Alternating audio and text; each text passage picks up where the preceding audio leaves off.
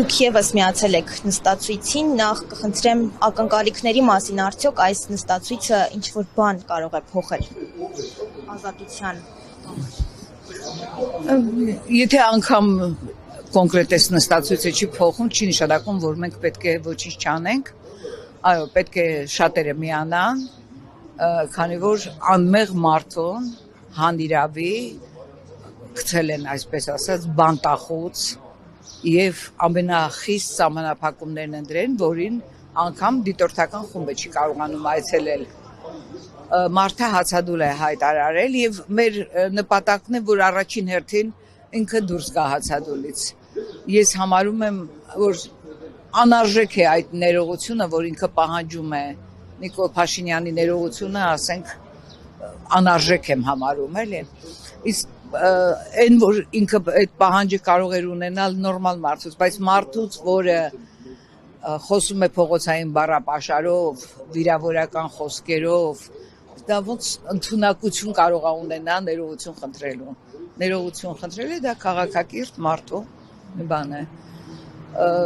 Շատ կուզենամ, որ հրաժարվի Արթուրը այս հացադուլի գաղափարից եւ շատ տեղեր կա պայքարելու եւ միանա այդ պայքարին։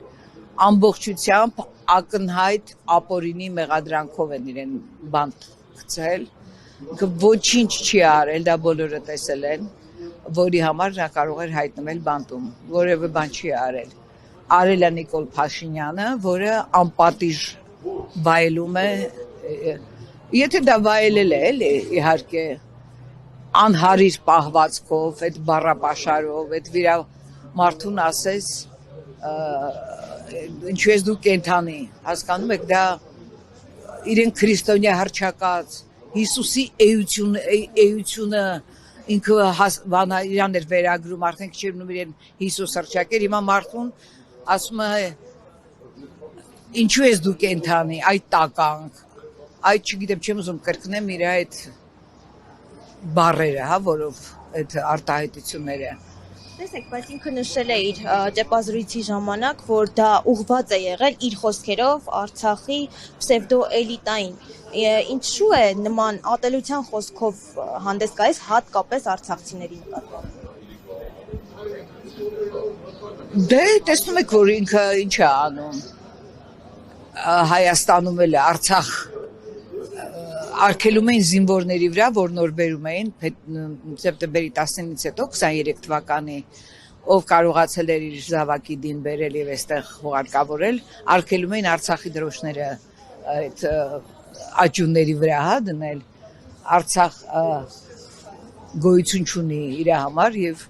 բնական է որևէ մեկը, որ Արցախի հետ կապված հարց է տալի, ինչպես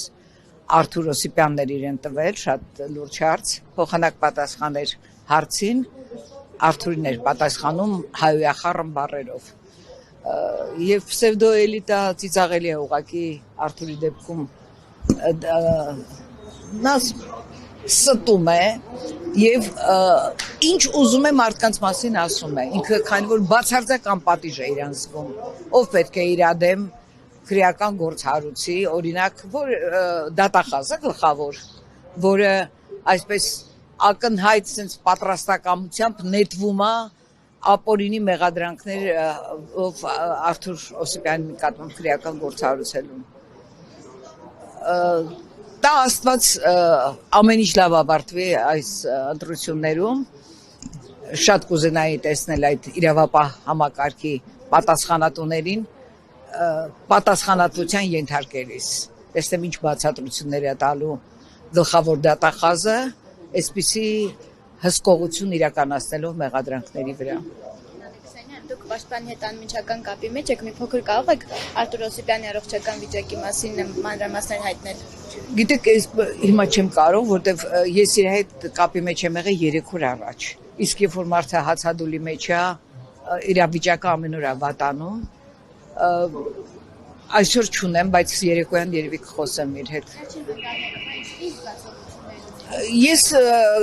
սովորաբար հետևելով հացադուլավորների հետ, այսպես ասեմ, օրվա ընթացքին դեռ կարող է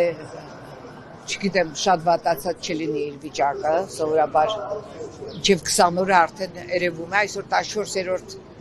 օրն է, եթե չունի խնդիրներ, այլ առողջական խնդիրներ, տեղեկացված չեմ ցավոք սրտի այդ մասին, որ հստակ ասեմ, էլի։ Մի բան գիտեմ, որ փաստաբանն էլ է իրան համոզում, որ դուրս գա։ Տեսեք, Բայց ես եթերի համար չէ, այս բանը էլի, փաստաբանի տեղը, որ ասում ինքն էլ է համոզում, այդ պետք չի։ Փաշինյանի համար վտանգ են ներկայացնում բոլոր այն անձինք, որոնց նա տանում է կալանքի։ Թե այլ պատճառով բանտարկելու նրանց։ Չէ, ինքը իր պաշտոնի այդ հնարավորություններից է օգտվում։ Հիշում եք Չիպոլինոյի մեջ են ոստիկանության բանը պետը, չէ, ներկայացուցիչը ոնց էր բոլորին բան գցում էլի, տենց հիստերիկ վիճակի մեջ էր, իր համար մարդը որևէ արժեք չունի, ով այդ, են մարդը, ով որ իրեն ոչ հաջո հարցեր է տվել, որին ինքը չի պատասխանել հարցին, ինքը բանտ նետելով պատասխանել է հարց տվողին, բանտ անետել ուղղակի։ Նմանատիպ քայլեր անելով հնարավորություն ունի վերարտադրվելու։ Քանի որ Դե ինքը ինչ ուզում անում է, այսինքն մենք տևական ժամանակ ենք ականատես այդ ամեն ինչին, չգիտեմ ինչ իրավիճակ է լինելու վերարտադրվելու, դե կորցնում է ինքը բնականաբար իր ձայները կորցնում, բայց ինքը թքածուն է ինձ թվում է, որտեվ ես կարծում եմ, որ ամեն ինչի գնալու են, որ վերարտադրվեն, այսինքն կեղծիքների եւ այլնի։ Այդ ձևական եմ համարում, որ հիմա անդիմությանը մեղադրում են կաշառք, ընտրակաշառքների, չգիտեմ, բայց ես էլի չեմ տեսել տենց հիմնավոր մեղադրանքներ, որ ուղղակի այսպես աղմուկ, աղաղակ, որ հետո իրանք հանգիստ անեն այդ կեղծիքները։ Եթե նա չունենա անցողիկ շեմը, այն ինչ որ իրան պետք է, ամեն ինչի կգնա։ Եվ չեմ ուզենա, որ ուղղակի ժողովուրդը այդ վտանգների միջով անցնի, որ կարող է նաև վտանգներ սպառնալ։